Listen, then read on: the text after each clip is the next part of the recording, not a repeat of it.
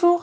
Bonjour et bienvenue, merci de nous retrouver pour une super émission vidéo du dimanche matin. Spécial Les trails. Et oui. Eh ben oui, quand même, c'est la référence du marché. C'est encore le plus gros segment, mais on va vous parler. 125 cm3, pas beaucoup, hein, mais un petit peu. Et beaucoup de A2, ça c'est une bonne nouvelle. Et les grosses cylindrées. Bah oui, les grosses cylindrées, on va même s'interroger sur mais pourquoi partir avec une 1300 sur autre chose que de la route. Et puis les sport toureurs. Et surtout des concepts, voire des motos qui n'arriveront qu'en 2025. Et oui, on voit loin au repère des motards. C'est parti.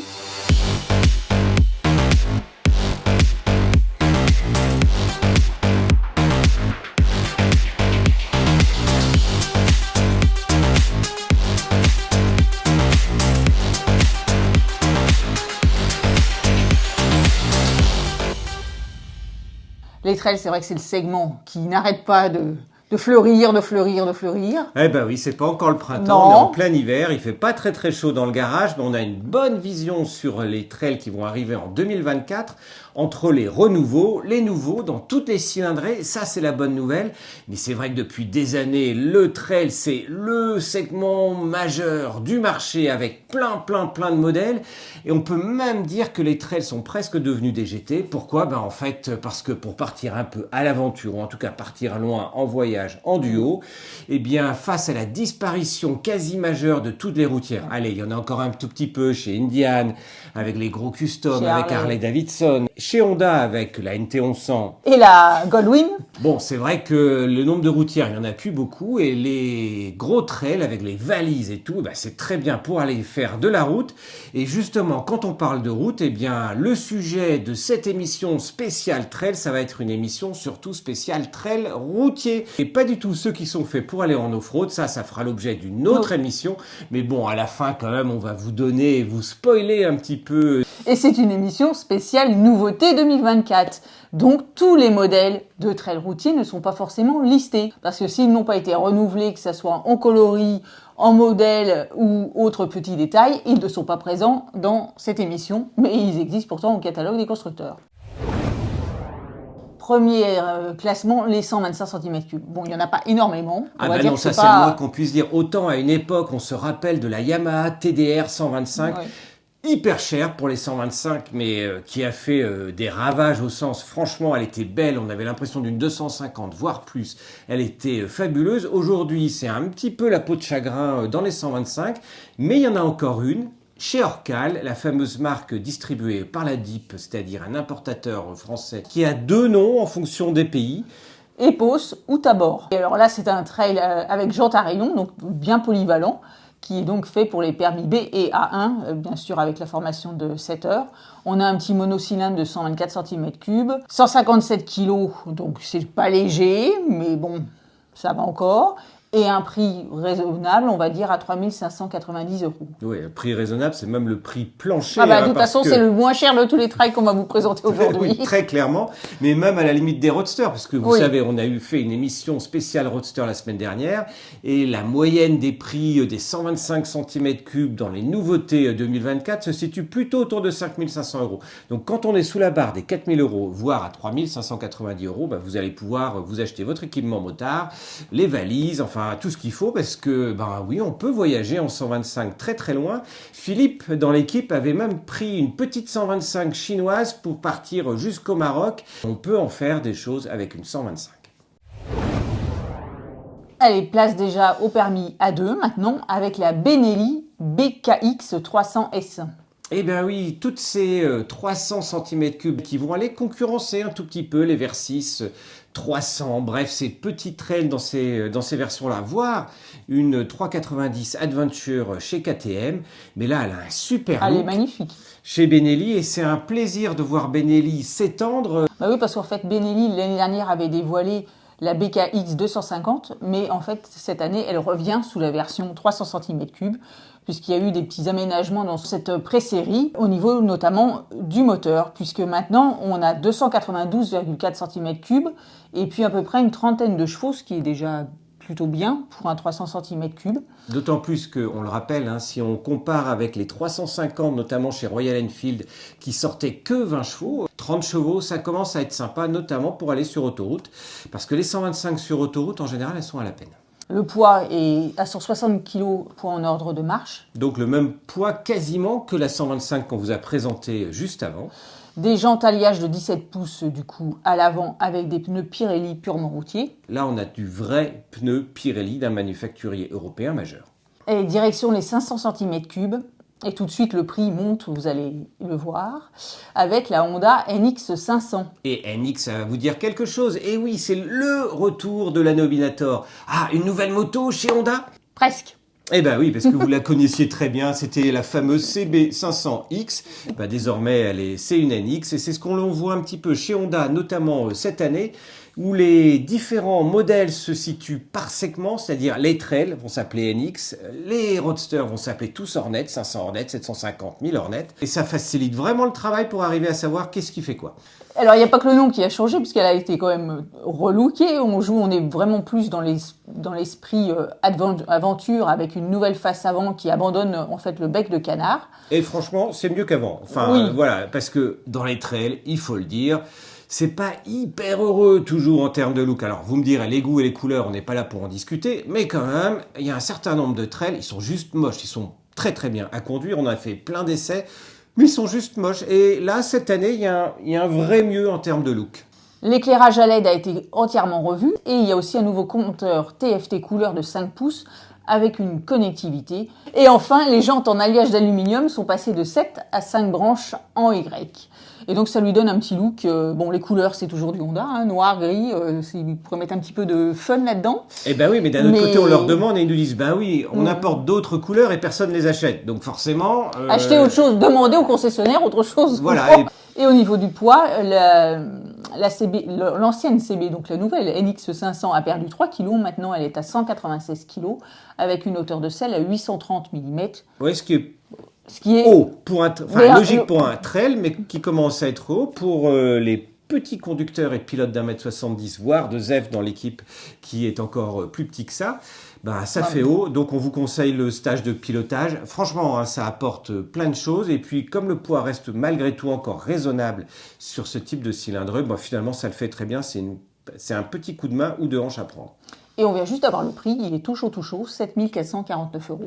Donc, quasiment le prix de l'ancienne CB500X.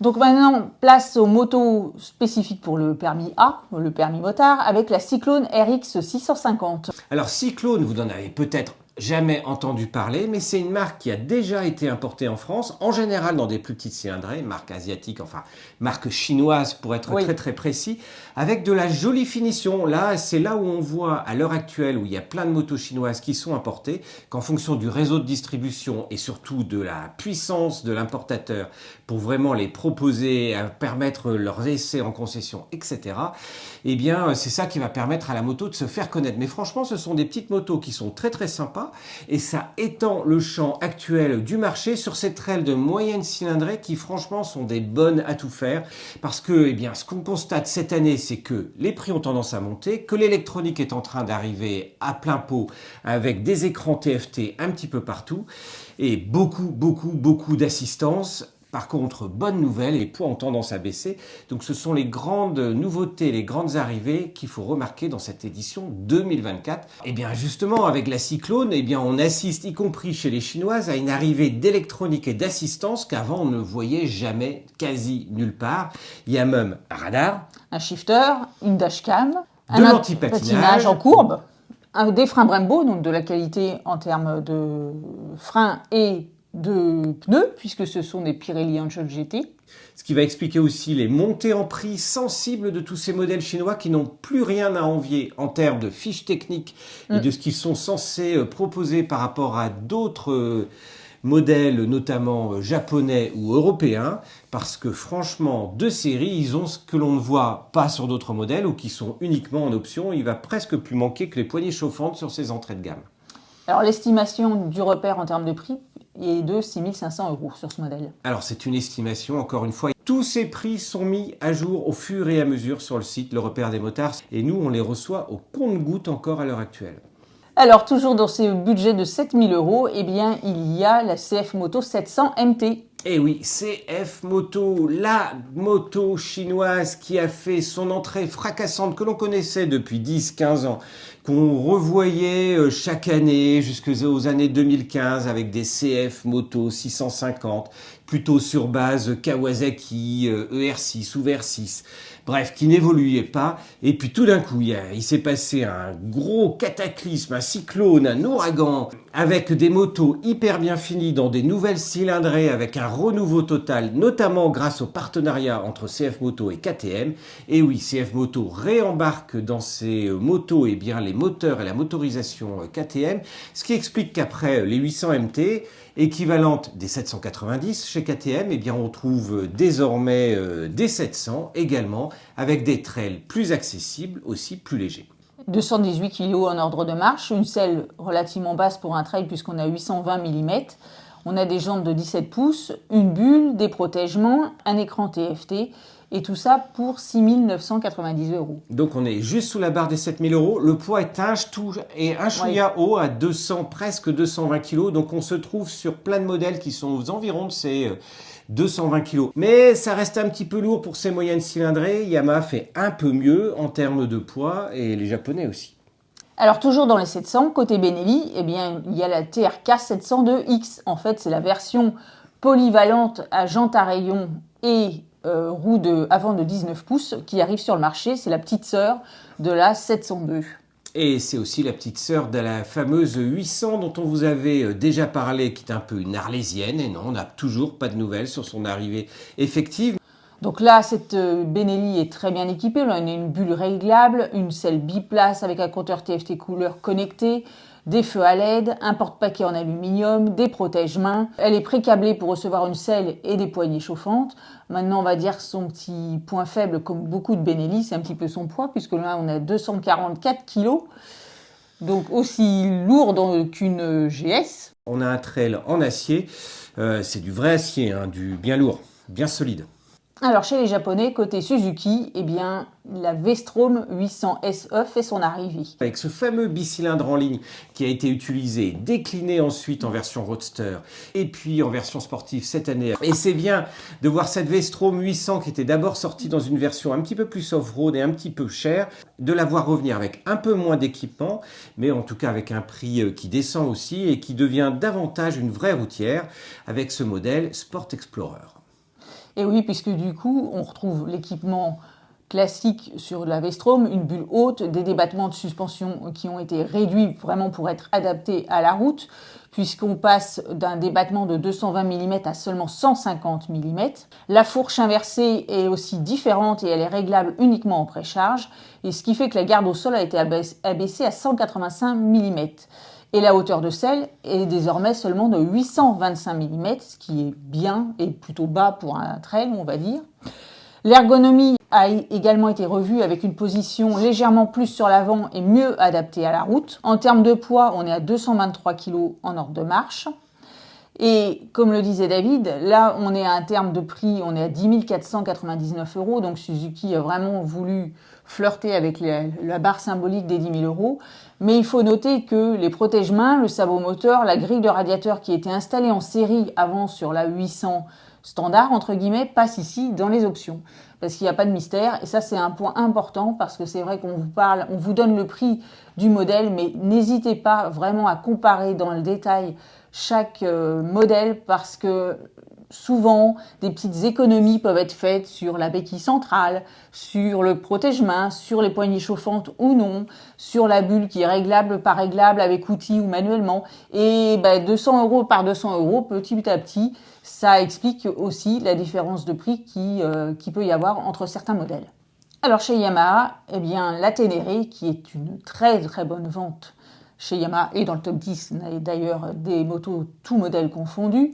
Eh bien, quand un modèle fonctionne, on essaye de le démultiplier en X versions pour répondre à tous les petits besoins du motard. Et puis là, franchement, entre la T7, les Ténéré 700, les Tracer 700, mais là on va se focaliser sur la Ténéré 700, franchement, ils l'ont décliné dans plein de modèles, voire à les décliner dans ce qui était l'année dernière des séries limitées, qui, devant l'engouement qu'il y a eu pour ces séries limitées, sont devenus des modèles de série, avec un nom qui diffère sensiblement.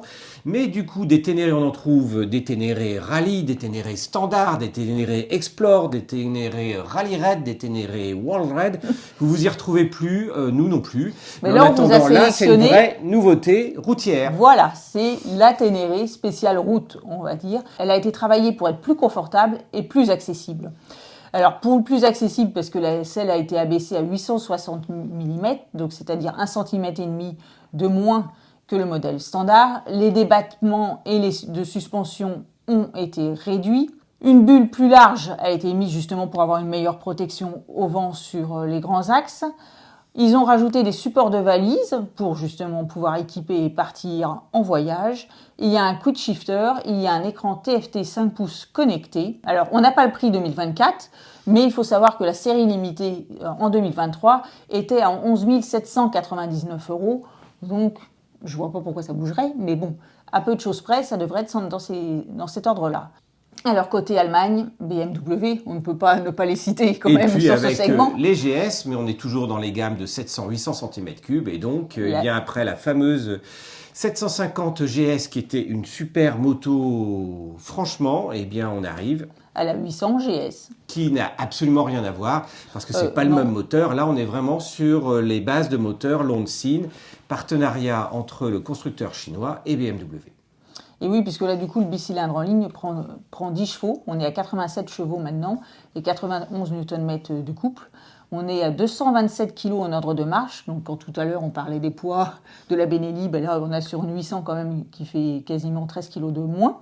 C'est le seul modèle A2 des GS avec le modèle 310, qui malheureusement ne remporte pas un gros succès. Non, et pourtant, ce modèle 310 dont on ne vous parle pas, c'est une petite moto un petit peu sympa, encore une fois, dans ses 300 cm3. Alors là, à noter qu'elle est au prix de 11 290 €, mais que pour info, vous avez par exemple les poignées chauffantes de série, les protègements, l'écran TFT 6 pouces et demi connecté. Donc, vous avez déjà le minimum, on va dire. Il manque les valises et les supports valises si vous voulez partir en voyage, mais vous avez déjà une moto tout équipée.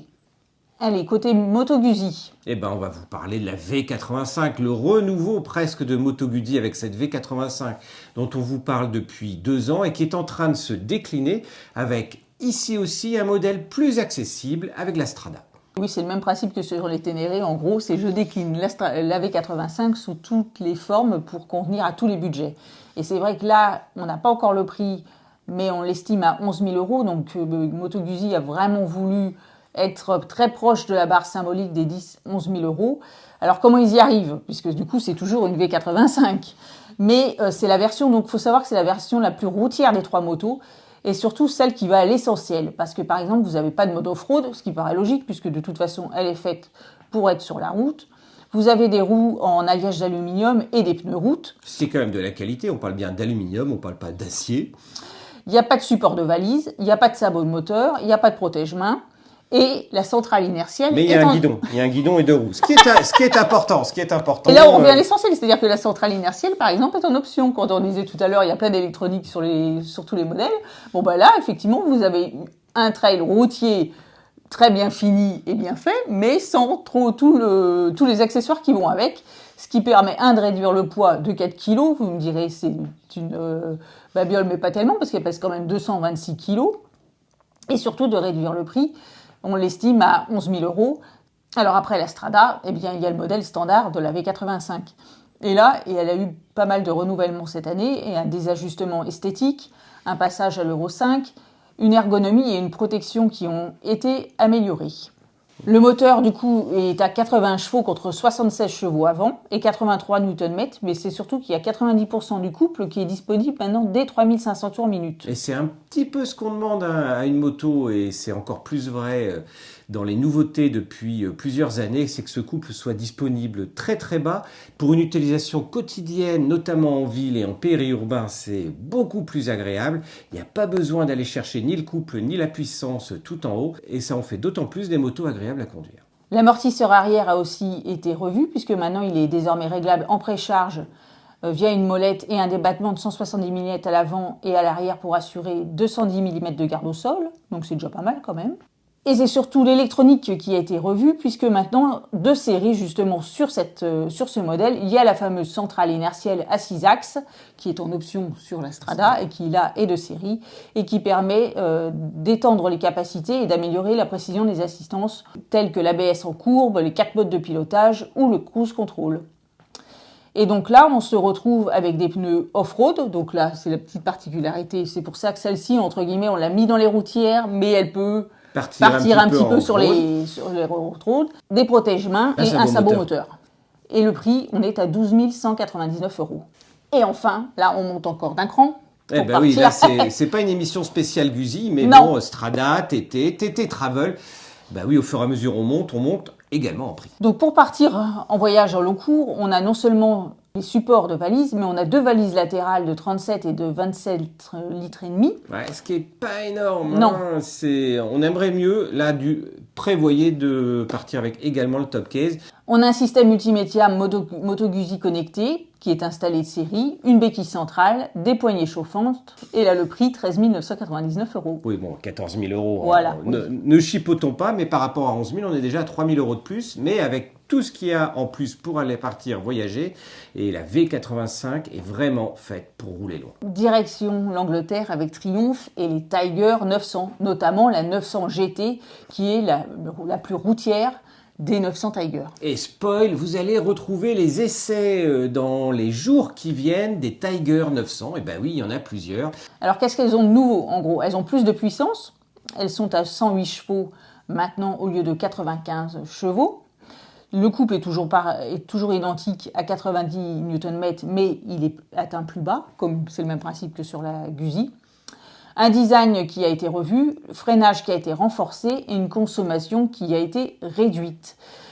Au niveau du prix, on est à 14 395 €. Donc quasiment au prix de la fameuse V85, toutes options travel dont on vous parlait juste avant.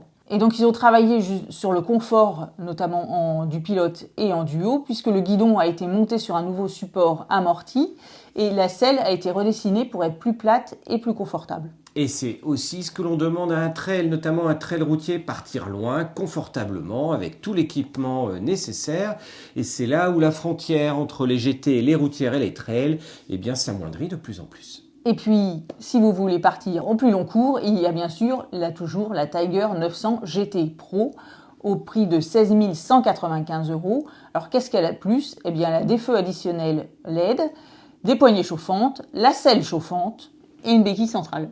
Et ben oui, tout ça, ça va vous donner envie de partir un petit peu plus loin, mais le prix commence un tout petit peu à piquer pour une 900. Hein. On est déjà même pas la moitié, je pense, de tous les trails et on est déjà passé la barre des 15 000 €. Et ouais, ça fait mal. Et quand on parle des 15 000 €, eh bien, il y en a une qui est juste au prix psychologique de 14 990 €, c'est la 900 GS. Et oui, quand on disait que BMW était le plus cher des constructeurs européens, eh bien aujourd'hui, ce n'est plus vrai. Il y a aussi la 900 tout court qui peut être considérée, mais bon, elle a des jantes à rayons et autres, donc on vous la mettra dans les trails off-road. On a un bicylindre qui, du coup, avec un nouveau moteur, en ligne de 895 cm3, 105 chevaux, 93 Nm de couple. Ils ont aussi travaillé un tout petit peu sur le poids, on perd 2 kg par rapport au modèle précédent en étant à 246 kg en ordre de marche. Oui, sauf qu'on est au poids de quasiment la 1300. Voilà, parce que c'est le modèle Adventure et il y a notamment 23 litres de réservoir, donc ça pèse lourd. Alors, les fameux modèles Adventure dans un certain nombre de marques, ça veut dire quoi? Ça veut dire surtout un bidon beaucoup plus gros. Là, on est sur un réservoir de 23 litres, donc qui est bien supérieur aux 15 voire 17 litres que l'on trouve sur la plupart des trails routiers. Alors, au niveau équipement, on a 2 modes de conduite, des leviers réglables, une bulle réglable, des protège-mains, Des barres de protection, on n'a pas de régulateur de vitesse et on n'a pas de béquille centrale. Et pour un prix qui est un petit peu inférieur à la Tiger 900 GT Pro dont on vous parlait juste avant, juste sous la barre psychologique des 15 000 euros. Mais justement, les options chez BMW, c'est quand même un cœur de métier. Alors là, on arrive vers les 1000 cm3 avec la Suzuki V-Strom 1050 SE. Eh bien oui, chez Suzuki, la V-Strom 1000, elle a une grande antériorité. Elle est devenue 1050 après. 1050 XT pour sa version davantage off-road. Là, on est vraiment sur du trail routier standard. Et c'est donc la 1050 SE. Voilà, comme Sport Explorer. C'est principalement un changement de nom et des nouveaux coloris sur ce modèle qui maintenant a 15 399 euros. Ce qui nous amène à des prix toujours autour des 15 000 euros, entre les 800, 850, 900 et 1000 cm3. Attention, préparez-vous, on va commencer à décoller vers des prix beaucoup moins abordables. Alors, une des grandes nouveautés trail de cette année, c'est la Moto Guzzi Stelvio. Eh bien oui, ça fait 1 an qu'on vous parlait de cette Stelvio. On l'attendait avec impatience, les rumeurs enflaient, c'était forcé qu'il ne pouvait pas y avoir que cette V85, mais qu'après les V100, eh bien, il devait obligatoirement y avoir une déclinaison trail routier. La Stelvio est enfin arrivée, alléluia, elle est superbe, franchement, il y a même des petites connotations de version de 660 Aprilia. On a donc le bicylindre de la V100 de 1042 cm3, Euro 5+, 115 chevaux, 105 Nm, une selle qui est plutôt basse, on va dire moyenne, 830 mm, des freins Brembo, des jantes 19 et 17 pouces, des pneus mixtes, un réservoir de 21 litres, ce qui est déjà conséquent. On a une protection au vent et un confort de conduite du pilote avec un pare-brise électronique. C'est l'une des grosses différences dans un certain nombre de trails, voire d'autres motos qui ont des bulles réglables. Il y a des bulles qui sont réglables en roulant, manuellement. Il y a des bulles qui sont réglables en roulant, non, pas en roulant. Il y a des avec bulles outil. Avec outil, donc à l'arrêt. Et puis il y a les bulles électroniques. La bulle électronique n'est pas obligatoire, mais avoir au moins une bulle que l'on peut remonter en roulant, ça c'est quand même assez pratique. Il y a une selle rembourrée et des larges barres de maintien, un régulateur de vitesse adaptatif avec une option avertisseur de collision, d'une alerte d'angle mort et d'une aide au changement. Tout cet équipement technique, notamment des radars et autres, est optionnel. Heureusement, donc on pourra se payer une Stelvio sans cette option. Oui, le prix reste encore inconnu à l'heure actuelle, mais on attend plutôt un prix qui tournera entre 17 et 18 000 euros.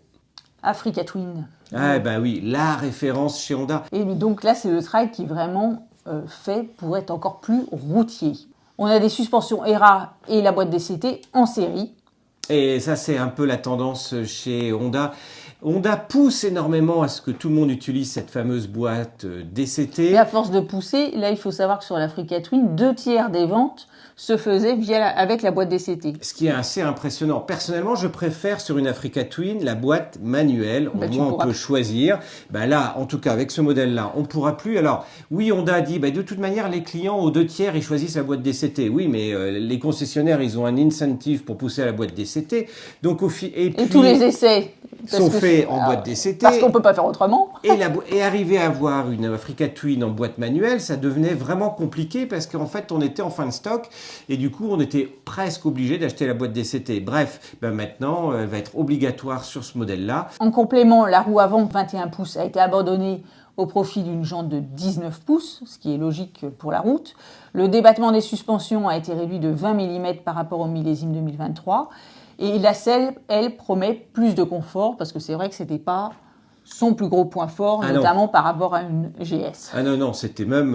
non, c'était pas confort en fait. Et là, le prix, on est à 19 599 euros. Et là, ça pique. Hein. Ça veut dire qu'on se retrouve et c'est là où ça se justifie un comparatif entre une 1300 GS ou une 1250 GS avec une Africa Twin, alors que Honda nous avait plutôt habitués à avoir des prix serrés.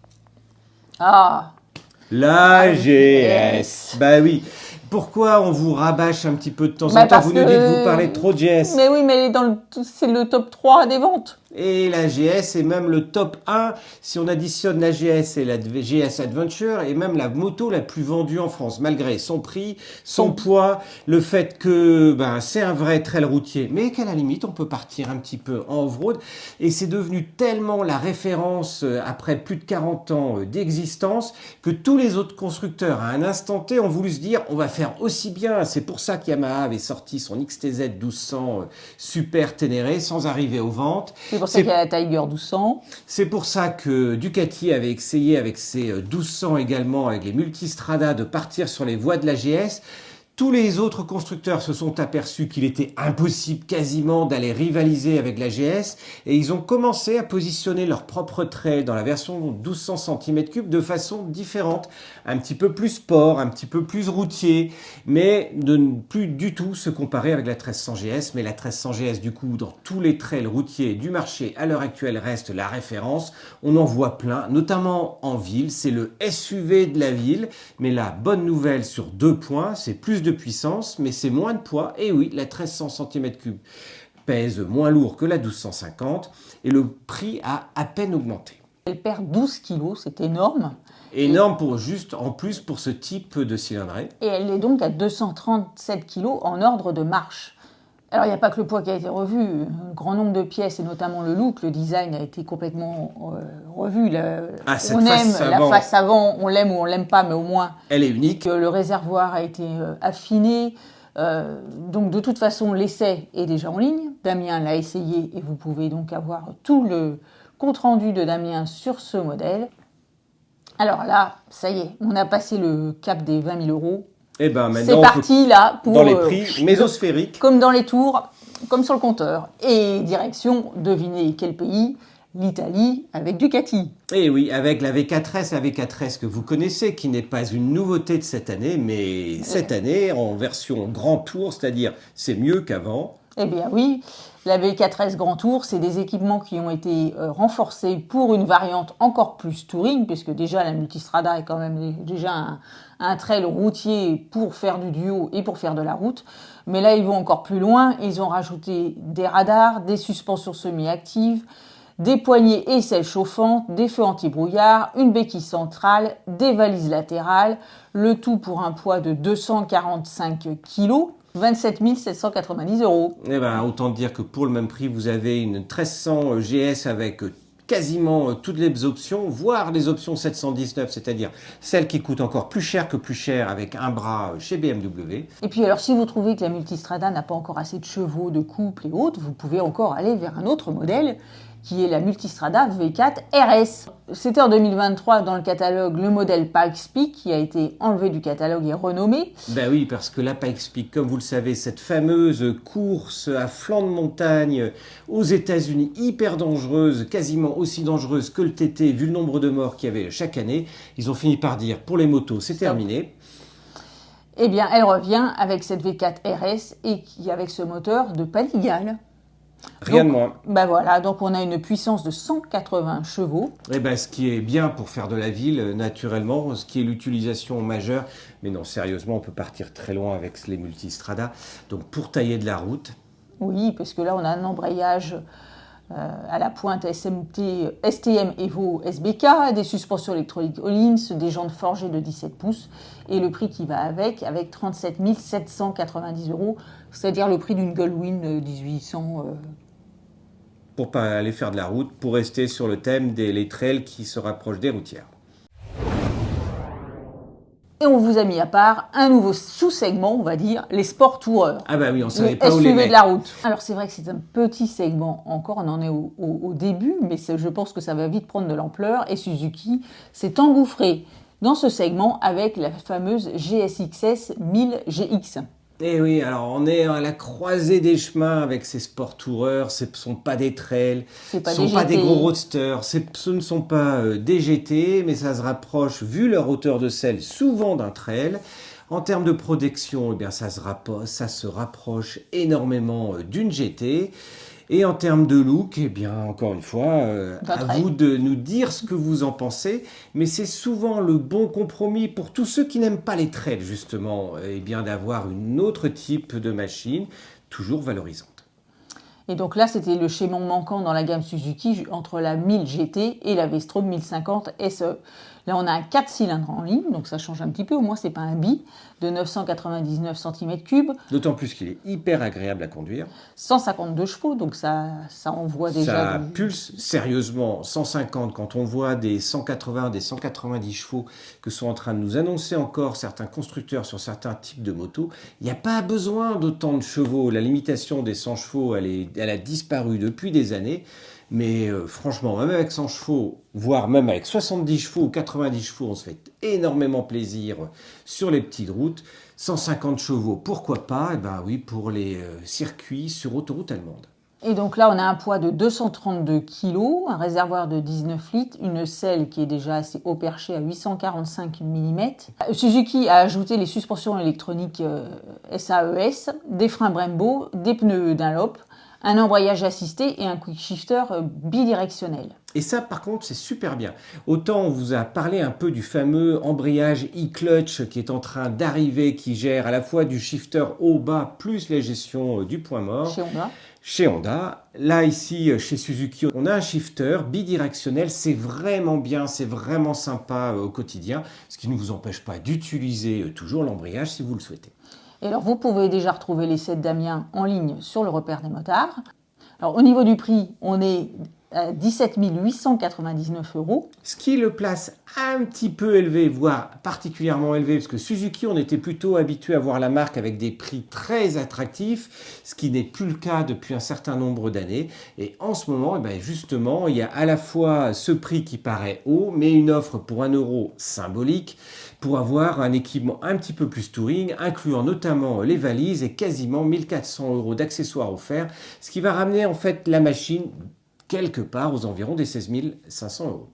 Alors, direction BMW pour les sport toureurs avec la S1000 XR.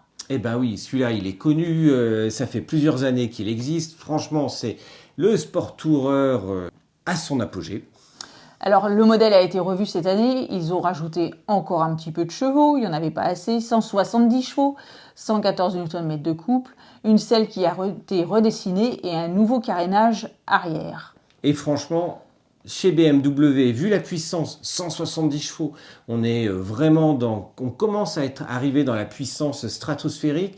On est plus proche avec ce sport tourer là de la sportive avec un petit peu de GT plutôt que du trail avec de la protection. Alors la hauteur de selle elle est à 850 mm, donc ce qui est haut. Elle a pris 1 cm de plus que le millésime précédent. C'est pas pour moi, pas la dire. Mais bien sûr, vous connaissez BMW, on peut toujours tout faire. Et c'est vrai que dans le catalogue, il y a 3 options pour avoir des selles plus basses. Et le prix, 20 390 €.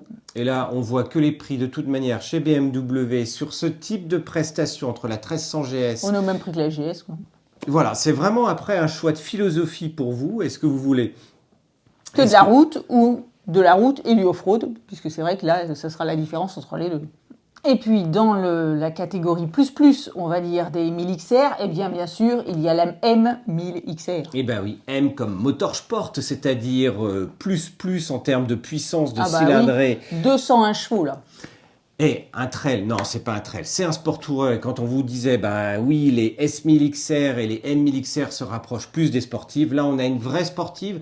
On est presque plus proche de la BMW 1250 RS, c'est-à-dire la même base technique que la GS, mais avec quelque chose qui vous apporte plein de protection.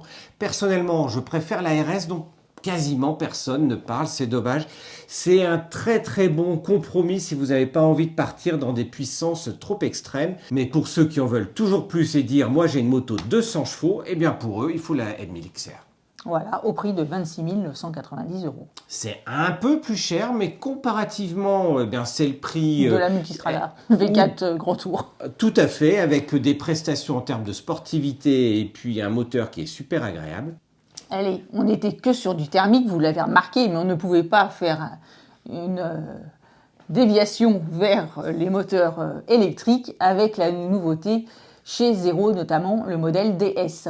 Et en l'occurrence, Zero Motorcycle est quand même le pionnier des motos électriques avec un modèle qui se veut être un trail pour aller faire de l'enduro. Alors, il faut pas trop abuser quand il y a une courroie, quand il y a de l'électrique, quand on est censé aller dans l'eau avec de l'enduro. C'est un petit peu les limites de l'électrique, mais en attendant, Zero Motorcycle a fait beaucoup de progrès et a beaucoup poussé ses dernières motos, notamment en termes de puissance et notamment en termes également de puissance et d'autonomie de ses batteries. Et il faut le saluer parce que c'est une vraie avancée en termes de moto électrique en 2024. Alors là, on est sur une équivalence en 25 cm3. En plus. En plus. Mais avec des performances qui n'ont rien à voir. C'est la manière de faire ces mesures, franchement, par rapport aux normes, eh bien, ça rentre dans la catégorie équivalent 125, mais on peut vous assurer que... C'est à 132 Nm de couple. Donc, autant vous dire que c'est plus qu'un élastique au départ arrêté ou pour vous amuser. On a souvent des performances sur un certain nombre de modèles électriques, notamment chez Zero Motorcycle, même en équivalent 125, qui vous donnent l'impression, en tout cas sur les premiers mètres, d'avoir des 700 voire des 1000 cm3 dans certains cas. Et donc là, on a 232 km d'autonomie déclarée par Zero, donc à vérifier. Et le prix, 18 555 € avant les aides ou les bonus de l'État. Alors là, on se projette un petit peu pour les années suivantes, 2025 et oui, autres. C'est plus que les nouveautés 2024, c'est comme plus de puissance, plus de couple. Et bien là, on a pris notre boule de cristal. Non, pas tout à fait notre boule de cristal, mais il y a des concepts qui sont tellement proches des modèles de série, et bien qu'on vous en parle aussi, parce qu'ils vont arriver sans doute plutôt fin 2024, voire 2025. Et c'est notamment le cas chez Motomorini avec la X-Cape 1200. Eh bien oui, la X-Cape 649 ou X-Cape 650 en fonction de la manière dont vous voulez l'appeler, c'était une vraie nouveauté, c'était vraiment sympa de voir Motomorini revenir sur le devant de la scène avec plein de motos.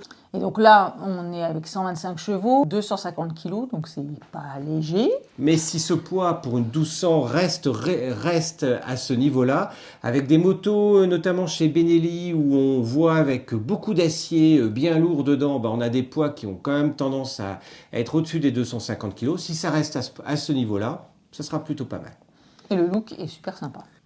Alors dans les autres projets et prototypes, Bimota. Et oui, Bimota qui a été racheté par Kawasaki. On connaît Bimota avec les Tesi, avec ce bras, avec cette suspension avant très spécifique, ces prix qui sont stratosphériques et qui revient cette année avec un trail, franchement, pour une marque qui nous a plutôt habitués à utiliser du moteur de H2 chez Kawasaki et donc du moteur d'hyper sportive, voir un trail arriver, c'était la grosse surprise de cette EICMA 2023.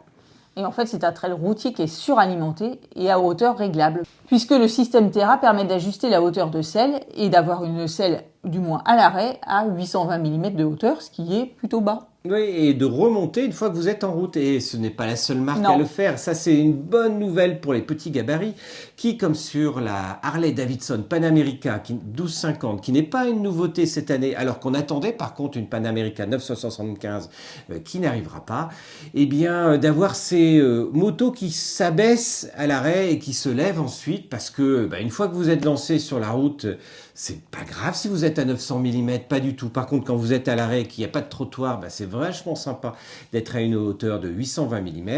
Et en attendant, avec cette moto où on est plus proche des 64 000 € avec la Tesi H2, autant dire que cette Bimota Terra devrait arriver également dans ses prix entre 60 et 70 000 €.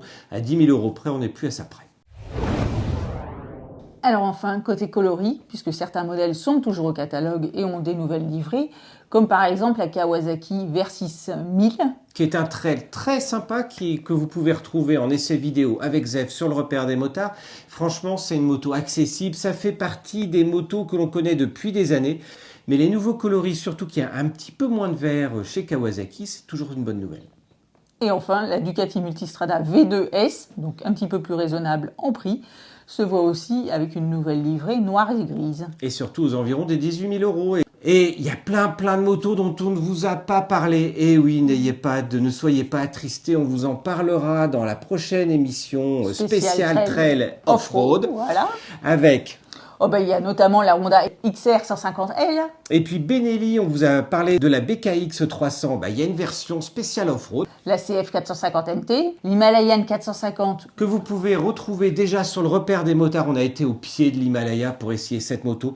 La Cove 450 Rally. la Touareg 660, le QJ Motor, la SRT 700X, la Ténéré, cette fois-ci la 700 Extreme, la Benelli TRK 702X. Eh ben oui, on vous a parlé de la 702, forcément il y a une version plus off-road avec le X ou Cross. La Zontes 703F, la KTM 890 Adventure Air Rally, la Vosges DS 900X, l'Uxvarda Norden 901, la MV Agusta LX Orioli, la fameuse Ducati Desert X, mais alors version rallye. Et donc plus cher, mais la sûr. Desert X est super sympa. Et enfin, une autre Africa Twin.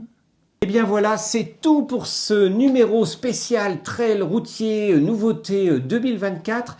Merci encore pour tous vos commentaires. Dites-nous parmi toutes ces motos, celle qui vous a vraiment plu, quel est votre coup de cœur, celle que vous achèteriez.